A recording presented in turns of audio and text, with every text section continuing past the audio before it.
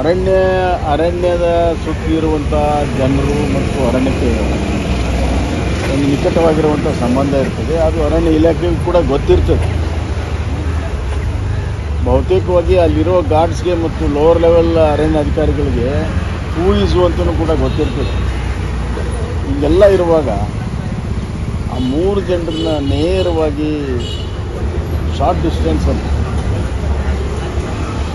Shoot ಮಾಡಿದರು. ಅದು ಖಂಡಿತವಾಗೂ ಅವ್ರು ಹೇಳುವಂಥ ಕಾರಣ ಅದು ನಿಜ ಅಲ್ಲ ಅಂತ ಭಾಳ ಸ್ಪಷ್ಟ ಆಗ್ತದೆ. ತನಿಖೆ ಆಗಬೇಕು, ತನಿಖೆ ಆಗಲೇಬೇಕು. ಮತ್ತು ತನಿಖೆ ಲೋವರ್ ಲೆವೆಲ್ದಲ್ಲಿ ಆದರೆ ಆಗೋದಿಲ್ಲ, ಇದಕ್ಕೆ ಇಂಡಿಪೆಂಡೆಂಟ್ ತನಿಖೆ ಆಗಬೇಕು. ಕುಟುಂಬದವರು ನ್ಯಾಯಕ್ಕಾಗಿ ಪ್ರತಿಭಟನೆ ಮಾಡ್ತಾರೆ, ಹೋರಾಟ ಮಾಡ್ತಾರೆ, ಸ್ಥಳೀಯರು ಪ್ರತಿಭಟನೆ ಮಾಡ್ತಾ ಇದ್ದಾರೆ. ಹೌದು, ಖಂಡಿತವಾಗೂ. ಯಾಕಂದರೆ ಸ್ಥಳೀಯರಿಗೆಲ್ಲ ಗೊತ್ತಿದೆ, ಮಾಹಿತಿ ಇದೆ. ಈ ಥರದ ಹಲವಾರು ಘಟನೆಗಳು, ಶೂಟ್ ಆಗಲಿರು ಬೇರೆ ಬೇರೆ ಥರ ಘಟನೆಗಳು ಅಲ್ಲಿ ನಿರಂತರವಾಗಿ ನಡೀತಾ ಇರ್ತವೆ. ಹೀಗಾಗಿ ಒಂಥರ ಹ್ಯಾರಾಸ್ಮೆಂಟ್ ಇದೆ ಅಲ್ಲಿ ಲೋಕಲ್ ಜನರಿಗೆ. ಅದೆಲ್ಲವೂ ಕೂಡ ಈಗ ಉಳುಬಣಾಗಿ ಫಾರೆಸ್ಟ್ ಅಧಿಕಾರಿಗಳ ವಿರುದ್ಧ ಮತ್ತು ಹೇಳಪ್ಪ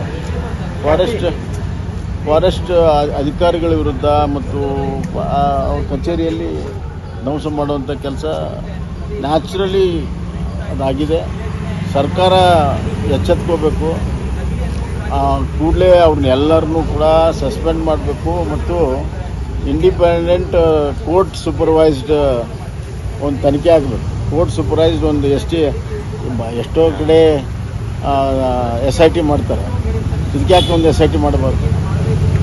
ಅದು ಕೋರ್ಟ್ ಮಾನಿಟರ್ಡ್ SIT ಆಗಬೇಕು. ಆ್ಯಂಡ್ ಇಂಡಿಪೆಂಡೆಂಟ್ ತನಿಖೆ ಆದರೆ ಮಾತ್ರ ಸತ್ಯ ಹೊರಗೆ ಬರ್ತದೆ. Otherwise it will be A cold blooded murder. Nice road ಸಾಕಷ್ಟು ಗದ್ದಲ ಆಗ್ತಾ ಇದೆ. ಹೈಕೋರ್ಟ್ ಕೂಡ ಟೋಲ್ ಆರ್ಡರ್ ಮಾಡಿದೆ ಸರ್, ಆದರೂ ಕೂಡ ಇನ್ನೂ ಟೋಲ್ ಫೀಸ್ ಕಲೆಕ್ಟ್ ಮಾಡ್ತಾರೆ. ನೈಸು